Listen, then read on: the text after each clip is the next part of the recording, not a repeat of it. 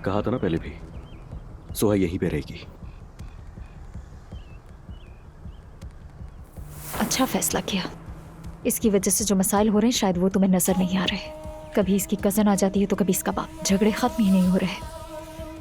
तुम एक काम क्यों नहीं करती? एक माइक कमीर खान वालों के घर में भी लगवा दो। हर एक चीज जानने का बहुत ज्यादा शौक है ना तुमको। कहना क्या चाहते हो? नादान मत बनो मेरे सामने।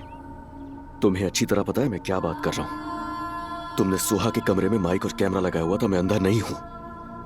नहीं हामिद, कसम से मैंने ऐसा कुछ नहीं किया है। झूठ मत बोलो मुझसे।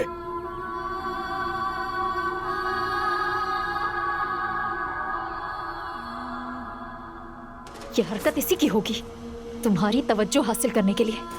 यहाँ रहने का यही तो इसका मकसद है।